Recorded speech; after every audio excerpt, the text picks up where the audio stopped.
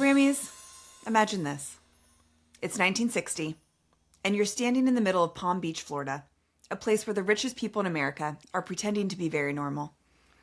Everyone is tan, everyone is married to someone important, and every woman is dressed exactly the same until one woman shows up, looking like a walking cocktail. She's wearing colors that do not exist in nature, a dress that does not require a girdle, and she looks wildly inappropriate for a country club, which is exactly why everyone could not stop staring. This is Lilly Pulitzer. I have the fucking chills. She is our girl. I just had a moment, but a dream, you could say, where I was just I feel like she's really preppy and, sorority girls are obsessed with her. She was kind of big in the 50s and 60s. And then during research, I was like, there's so much connection to Jackie Kennedy and royalty. And I was like, she's so ram-coded and let's cover her. Let's do it. I'm so excited because I think I will be surprised by the end of this episode because I have my preconceived notions about who she is because of what her legacy has kind of become. Well, what are your preconceived notions? Well, with Love and Light, I do imagine very basic sorority girlies that are prim and proper and probably with not vibe with Ram. And that's putting women in a box. Look, I got some Lilly Pulitzer folders and pencils, I think, when I was because I was like, it's not my style for the clothing, but I was like, I will get some of the accessories. And she did. I mean, there were so many sorority accessories, for every chapter, it was crazy. Well, you just reminded me, because even today I was like, I want to try to kind of channel the vibe, which is I feel like this headband is kind of 60s and this color, because I don't have very many Lilly Pulitzer colors. Love describing it as a walking cocktail. It is a walking cocktail. Genius. But so I tried to do my best to emulate that. But I just remembered right before I moved to LA for high school graduation, our friend group gave each other gifts. And this girl who I'm no longer friends with now gave me a Lilly. Is it Pulitzer? Pulitzer? I think it's Pulitzer. Okay. Lilly Pulitzer. A Lilly P umbrella. And so that was the only thing I had of that. And then I was kind of well, I'm moving to LA. So what am I going to do? You're I'm going to throw this in the trash can. Thank you for the cute gift. It's okay. I can say that because we're no longer friends. So. And we cannot hoard and we have to get rid of things that we know that we will not use. Of course. And that's very fair. Yeah, I also thought that she was going to be very conservative. Yes, conservative. And kind of uptight maybe. And we're just going to have such a fun time debunking all of these things because she is a wild gal and she would love us. We'd have a good time with her. Oh my God, that makes me so happy. I'm so excited. Okay, Rammies. So Lillian Lee McKim was born in Roslyn, New York, 1931. But can you guess her sign? Creativity. Is she an air sign? No. Okay. Every time. Is she a Leo? She is, I will say she has a bite and she is sassy. She's a Scorpio. She's a Scorpio. Okay. See, I just don't know that much about her. Wow, a Scorpio that has clothes that are that color. I just associate Scorpios with black. Yeah, because it's we're getting into fall, the mood. Yeah, she was born on November 10th, and her parents were Roy McKim, who was a wealthy businessman. Rich. We're going to be talking a lot about wealth in this episode because it's around her wherever she goes. And her mom was named Lillian McKim. Okay, so Lilly Jr. Lilly Jr., you could say. We love when this happens. I know, it is so cute. So her great-grandfather was this guy named Jabez A. Boswick, who was a Standard Oil partner.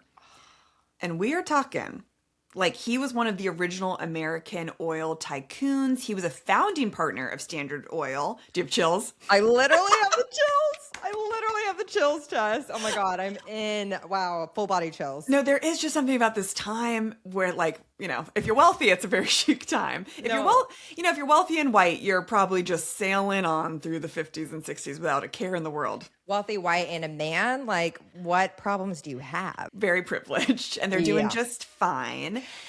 And you guys, obviously, it's just fun to hear stories about this because we just talk about so much struggle in history. So sometimes it's nice to just take a break and because we don't live in that world to be wow. 100%. Yeah, we have to sometimes do episodes where you're just everything went perfectly right.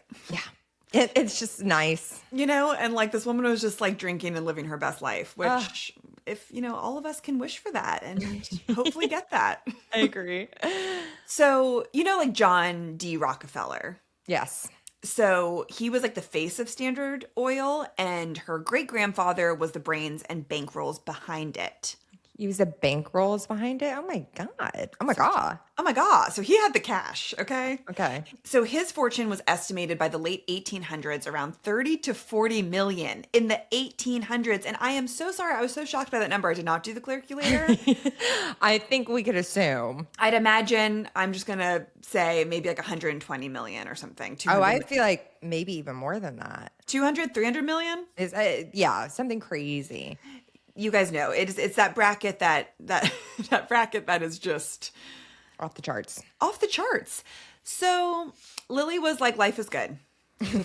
She's like, life is good. Like, I like my parents. My great grandfather's very rich, so we're rich. And she attended the famed Miss Porter's school. Have you heard of Miss Porter's school? I'm like, yes, maybe. It might be coming up, Claire. Oh. Because let's talk about some of the most famous women who have attended this school. Okay. You're going to get chills again. Okay.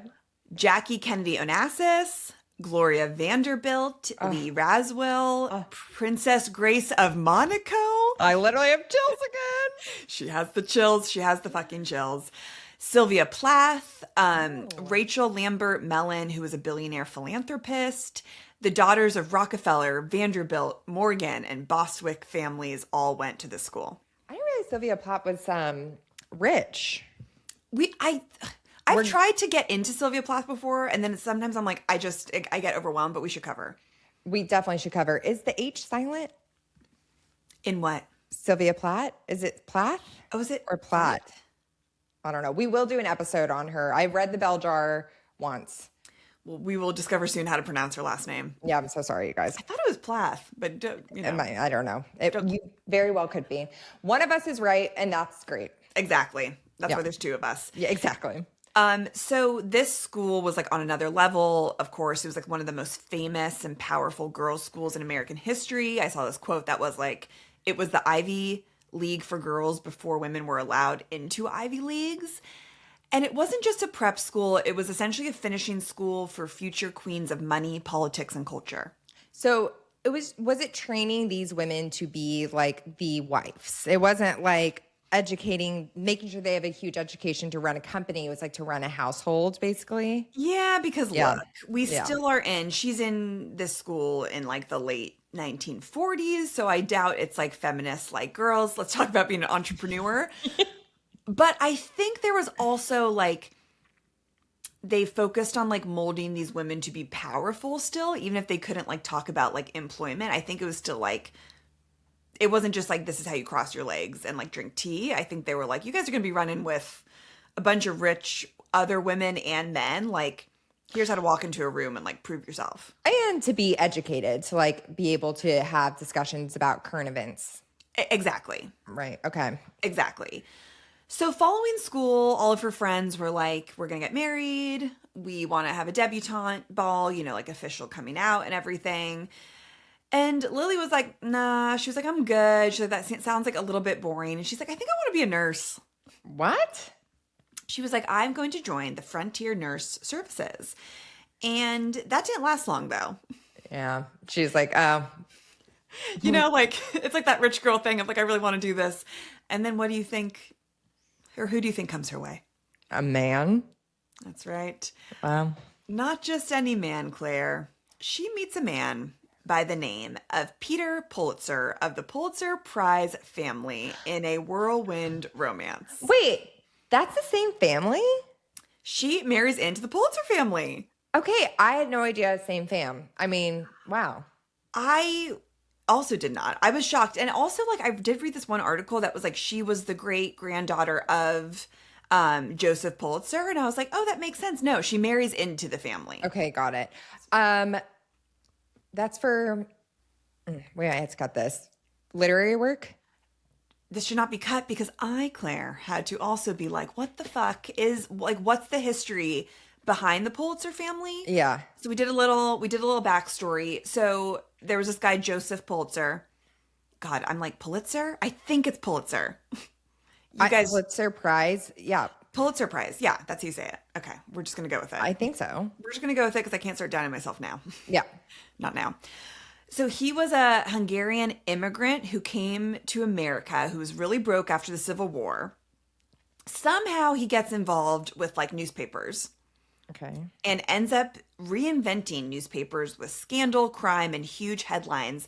And very Succession-esque, he builds one of the first modern media empires. And he made so much money basically inventing viral journalism that when he died, he set up the Pulitzer Prizes and Columbia School of Journalism to rebrand his family as like cultural royalty. Oh my God. So he kind of created clickbait. You could say. Wow. You could say. So she falls in love with his great grandson. What's his name? Peter. Peter and Lily. Okay. Was he hot? You know, actually he was cute. Yeah, Okay. there's a photo of them that, you know, they're like on the beach and they look young and he looks very like 1950s. Yeah. You know? Just like clean shaven, good boy. Yeah. Totally no. Don't know much about like his personality. But there's a quote from W magazine in an interview that she gave, and she says, "I was about 21. We eloped in Baltimore and flew down to Palm Beach. When I called home, Peter got on the phone and said, 'Mr. McKim, I've just married your daughter.' And all Pappy said was, 'Which one?'" What? Wait, is that for real? Like they didn't tell their parents? No, they eloped. They were like, and that's very Lily. She just is like, I'm just gonna be a free little wild spirit. Could never be me. Wish it could be me so bad. Eloping is like, have any of our Rammies eloped? Ramie's, comment on the carousel right now at Right Answers Mostly if you have eloped, if you are comfortable with that, because like I'm so curious. Eloping is wild. Like you just take off. I mean, I guess you can still tell people. But And after, elope? Oh, so eloping means that you can't tell anyone before, like you just go off and do it? I think so. I just like Wow. have never met a secret for myself, really. No, I'm always like really shook at people that can keep things from like even friends. Well, that's why I'm like, I would have to text you and be like, okay, I'm not telling anyone else, but I am going to get married to this person right now. It would be crazy if I didn't know that. It'd be crazy. It'd and be vice crazy. versa. But then it's also like so special that the two of you could just have that for a moment. I know. I feel like everyone getting married goes through like this moment of being like, how just like romantic and intimate would it be if we just like went to a courthouse? And I feel like Kanal and I had that conversation for like maybe 2 minutes, and then we were like, we just can't. And like we are such like friend and family people that like that, but it is very chic, It's very romantic. quite romantic. Wow. So she had sisters? She did. I believe she had 1 or 2 sisters. I mean, her dad sounds chill. Your dad was just like, you know what? She's good. Like, I'm good. We're all good. We're all good, babe. It's like, what's to worry? You know what? There's nothing really to worry about, is there? We are chilling. So her parents didn't care. They were like, I mean, also, Yeah. she's eloping with a child, you know, a Pulitzer family. Like, Yeah. everything's good. And so they have the spontaneous elopement, and then they settle down in Palm Beach, which even pre-Trump, like, is a resort destination for the wealthy where few lived full-time. And they were like, we should live here full-time. Like, it's nice. Like, we're by the beach. Like, we're drinking, like, Miami Vices, whatever the fuck we're doing. And they were like, let's get pregnant and have a kid and just, like, start being little, like, all-American dream. So they're living there full time. They're living there full-time. Okay. Got it. And a quote from her business partner, this guy, his last name is Stolman. We'll figure out his first name soon. I did not write down his full first name, but he worked with her for a long time in the brand. He said this about her, quote, "She was a very, very good mother. Because she was born into wealth, she had the luxury of being eccentric. She didn't have the typical worries that a lot of people have of paying a mortgage, but she was also very sensitive to inequality." Well, the sensitive to inequality is huge. I mean, it's just so true. I know people say that money can't buy you happiness, but it like really can help. Absolutely. Like, Yeah. there's just like, what were we talking about? Oh, George Clooney the other day and Amal being like, what do they fight about? And it's like, of course they fight, but like, they're probably fighting a lot less than most couples that have been together that long. Financial stress is I mean, yeah, it just puts so much stress on you. I mean, you just have access to everything. You have access to so much help and support, Right, like right. especially when having a kid.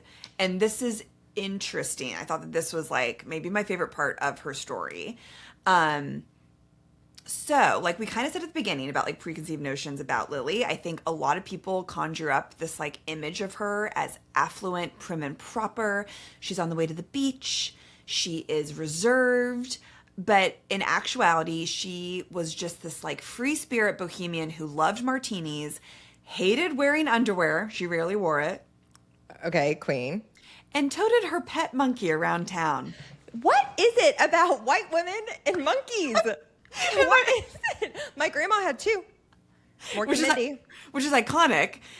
I literally put clear in the notes, what is with wealthy women and monkeys?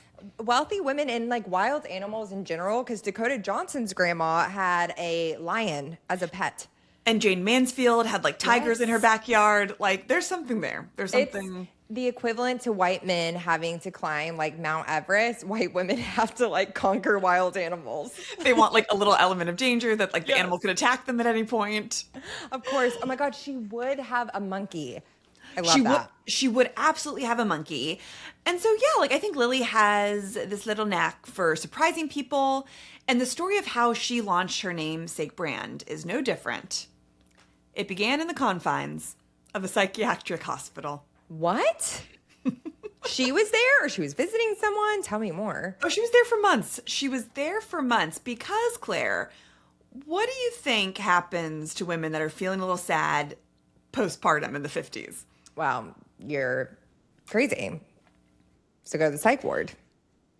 Of course, like if you have the money and the time, they're like, honey, go. They're like, we are going to put you in a straitjacket and like something must be wrong with you. I feel like even if you didn't have the money or the time, like if you were feeling anxious or depressed or anything like postpartum or not, they were like, wow, she's hysterical.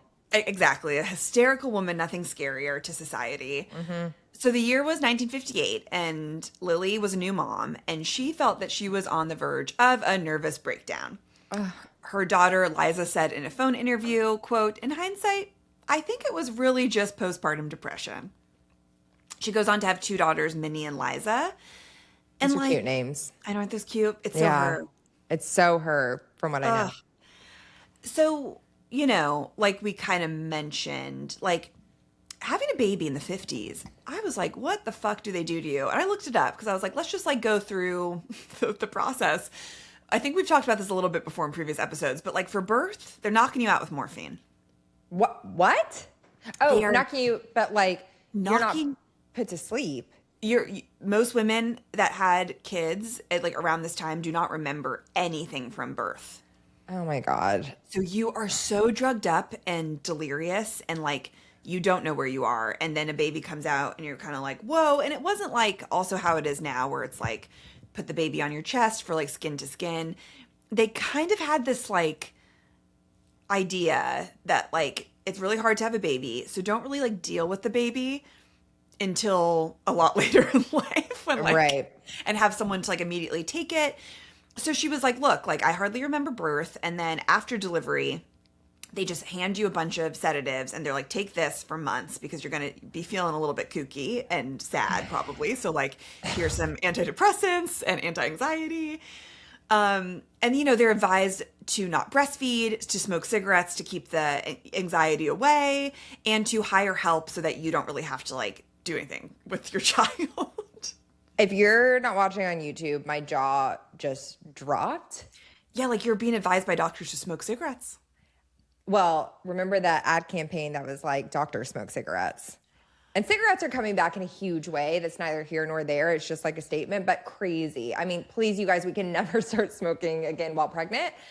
Wild. No, I mean, we, you know, now we know, like, if you're gonna, you know, smoke, everyone can do what they want to do. But now we just have more information about drugs, alcohol, and tobacco. I imagine that the babies probably were all drugged up if they were drugging up the mom so much during labor. I feel like there has to be something going on. And I just found that interesting. Like, I didn't know that kind of the advice was like, stay away from your child until you feel better. And it's like, postpartum can last for a full year to even long, you know, like that is not a 100%. short period of time. So I think she was just like well, I really don't feel connected to my baby. Yeah. I feel weird. And I think she was on so many drugs where she was like, what's going on? How old was she when she had the baby? Do you know? She had her in 19, I think she was, I want to say like late 20s. Okay. Yeah, I think late 20s. So she was like, all right, I'm going to check myself in to a mental health facility, which she said, quote, in the old days, we used to call it a Bloomingdale's. Oh, really? Okay, so this is like nice. Yeah, I'm sure it was like, let me go somewhere where I can sleep and get drugged up even more if I want to. I also wonder if she said that because there's like a ton of other women there that are like, what's up? Probably. Yeah, Like, it's yeah, like a I'm day hanging here for a shopping, week. a day at the mental health facility, which lovely. Yeah, I'm like, not bad. Not bad. She said, quote, I never had a responsibility in my life. She said in a 1994 W Magazine interview, I couldn't button my shoes or do my own pigtails. All I ever had to do was go to my tennis lesson or ride my pony. Wow. I mean, it does sound nice, but like I do think as like, humans, we need a little bit of what's the word? Not drive. It's like purpose. Purpose. Yeah. Purpose. 100%. And like, especially new moms, you know, Yes. like when people are telling you like this is the one thing that you can do, and now of course like we have options and we can do whatever, you know, we want, and there's still judgment, my god. Yeah. Just look at the mom shaming on TikTok. But like I truly think that it was just like a lot of women were like, okay, so this is the one thing I'm like made to do. I just had a kid, I'm not that into it, now what? Exactly. You just feel like a failure at that. Which is so scary. So scary. So she spent several months in treatment, and she eventually received a startling diagnosis from the doctor, and he was like, there's nothing the matter with you. Go home, you're fine. Just like, you should probably, oh, this is what he said to her, which I'm going to allow you to guess what he said. It is a quote from Bravo, an iconic quote. Oh, you should probably have a piece of bread and calm down. Oh, no, but that's so good. Oh my God, that is good. I will give you another hint. It's a very mean thing that Bethany says to Jill Zarin. Oh, you should probably get a hobby. That's right, Claire. He said, I think you need to get a hobby. But he is so right. Yeah, like, honey, you got to live for something. Like, you know, have some joy. Well, we saw this with Betty Ford too, where she was like, I've devoted my life to my husband and my kids. I feel like just so many women up until recently were told that you can't live your life for yourself. Exactly. Yeah. And so she was like, okay, let me think of doing some things. Like, sorry, just imagine the doctor telling her to have a piece of bread and calm down. But like also, I'm sure that they had to tell many women there that, you know. Yeah. Like She's like, well, these pills that I'm on make the bread really unappetizing. So and pass just the martini. And chain smoking all day. Like, I don't want any bread. Yeah, 100%. So as the story goes, Lilly thought up her now iconic shift dress while squeezing oranges from her husband's orchard. The design would be printed to hide the juice stains, thick enough to go commando, which she loved, and unfitted to keep comfortable and cool in the Florida heat and feel more comfortable in your body. I love a shift dress so much. I really want to, I'm like excited for summer because I want to like experiment with like different styles of dresses. You know what I mean? I do know what you mean. I mean, you kind of did last year with your white Reformation baby doll dress. Yes, the baby doll dress I just loved. I felt so comfortable in it. Love. But love a shift dress, love just like longer dresses of just like not having to like have everything just be so like tight and short in the summer. I'm like, I'm just over that point in my life. Yeah. Well, I was going to wear my blue shift kind of dress. I love from that Reformation, dress. but it's at the dry cleaners right now. I was literally just thinking of that dress. Like it's just it's so 60s. It's so chic. Yeah. So that is how she thought of this dress. So she asked a seamstress to create a sample. And before long, she was out of the juice business and into the dress business. She said, quote, I asked my husband if we can put a few of my dresses in his fruit shop. Because he had like a little fruit shop like for fun in Palm love Beach. fruit. They love fruit. I guess Florida fruit. Lots of oranges. I guess, yeah. Yeah. Which I think that's also a rich people thing to be like, let's just have like a little stand for fun. Totally. And she asked him, and she was like, maybe we could just put like 12 to 15 out. And he said, Lily, you're out of your mind. Let's do 80. Oh, okay. I love a supportive king. A supportive king. He's like, I think this is going to take off. And they were an instant hit. Even before Lilly developed a partnership with Key West Handprints, a screen printing shop, which would become essential in establishing Lilly's iconic, vibrant aesthetic. So, yeah, I mean, guys, please look at the carousel because if you don't know, like, and I think we really think of now, like, the 2013 version of Lilly Pulitzer with, like, sorority prints. But think of this in the 60s, like in the like Palm Beach, in like New York summers. It is so chic, you guys. Emphasis on the tans. Well, I think you need to be tan to wear a dress like this. Well, of course. Also, you guys can see if you're watching on YouTube, I put Saint-Tropez self-tan on, and it is completely white on some parts. I was going to ask if you got a spray tan. No, Saint-Tropez. But I didn't do the hands very well. I'm trying to figure out my next spray tan. Because I'm like, is it well, we've done this before, but I'm like, should I get a spray tan to go to New York? It's literally never stupid to get it. It's the feeling. It is the emotional well-being. It's not even about the physical look. So yeah, you get that spray tan. You're so right. I don't even know why I asked. I always get a spray tan in the winter for New York or going skiing or something. You just have to. Of course. You just have to. So thank you for validating that. I will always be here to validate your spray tan and the Grammy spray tan. Oh my God. All of the spray tans. Mm-hmm. All of the spray tans. So the first Lilies, which is what the dresses are called. Oh, really? The Lilies. You are right that you do have to be tan for these colors. Or so pale. Well, look, the in-between can be tough. It's the in-between, because like a pale, freckly redhead would look so chic in these. I know. And it's like, I feel like I'm an in-between girly, which is, hard. Like I don't have like pearl white skin, but I'm not tan. No, same. So the Lilies, which is super cute. Fun fact, if I wasn't named Tess, I was going to be named Lily. Well, Lily's a gorgeous name. I do love the name Lily. It is just so chic, isn't it? It is a chic name. So is Tess. I like Tess. Oh, thank you so much. So she said the Lilies were made from fabrics I'd buy in the dime stores in West Palm Beach, she said in a 1971 interview in the Palm Beach Post. Well, so what was that markup, Lily? If you're buying these at the dime store? Isn't this giving like who Luann like has always wanted to be? Well, we're talking about Palm Beach. Yeah, like she like wishes that she like was born into like she wishes that this was her life and her legacy. We're talking about Countess Luann. Yeah, no, her legacy in Palm Beach is telling a police officer that she'll fucking kill them. So. I'll fucking kill you. That was really good, Tess. Oh, thank you. That was really good.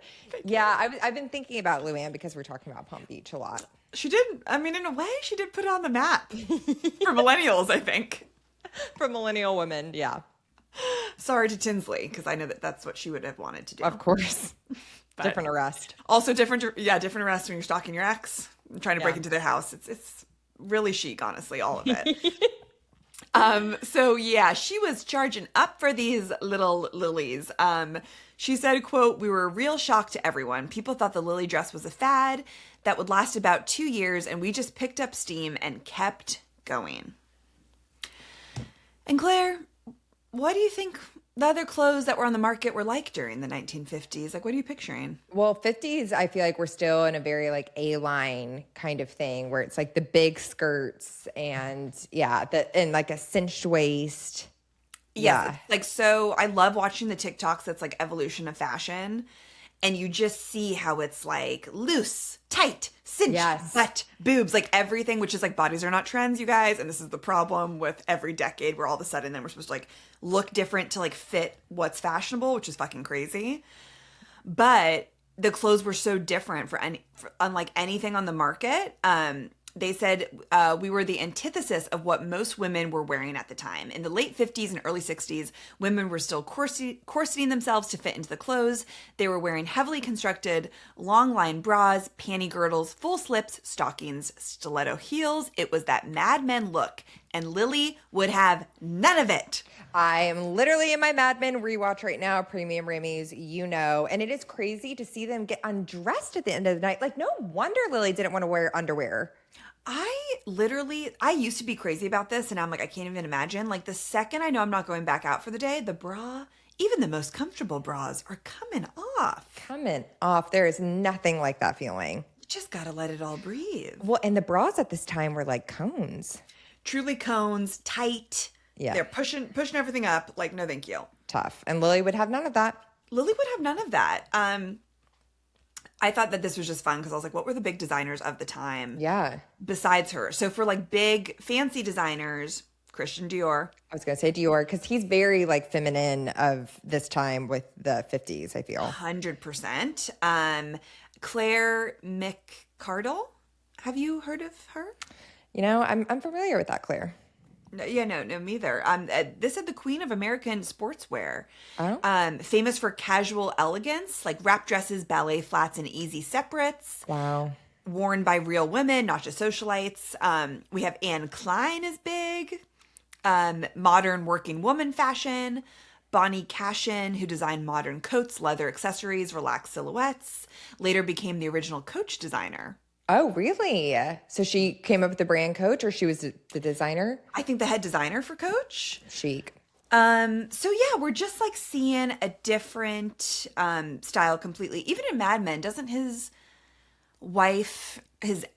second wife, end up kind of having a little Lilly Pulitzer vibe? Yes, Megan, sorry. Spoiler alert, but the show's like 15 years old. Yeah, we cannot. And like, look, I'm going to rewatch and I already know. I think the actress is so stunning. Megan, the one who plays Megan, yeah, she is stunning. And Betty Draper, I mean, it's just like a perfect example of like Betty Draper is a woman of like the 50s and the early 60s. And then Megan is like the mod girl. With like the little gap in her tooth. Oh, so chic. Zooby zooby doo. Oh, I will never forget that scene. Same. I remember like watching it with my boyfriend at the time, being like, don't watch this, it's too sexy. Literally, it's like she had to be so brave.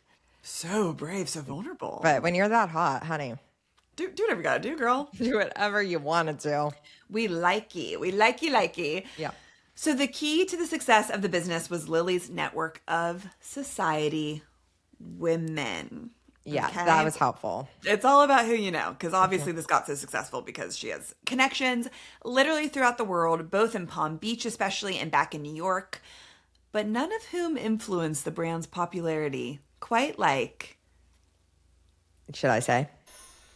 Hi, Rammies. If you are new here, our fourth episode of every month is a premium historical episode, which means that our premium subscribers get the full 80 to 90 minutes, whereas our main feed gets about 30 to 40 minutes. So if you like today's episode, please consider signing up for our premium feed. You get 3 bonus episodes a month, one that is personal catch-up, the second that is pop culture, and the third that is history. This really just helps us continue to do the show. You are supporting us. You are supporting 2 independent female podcasters, and we love this community more than you know. You get added to our close friends on Instagram, where we just catch up with you and have a lot of fun, and you get tons of other episodes, which is just really great, and you get the back catalog as well. So please consider it, and happy Rammy Monday.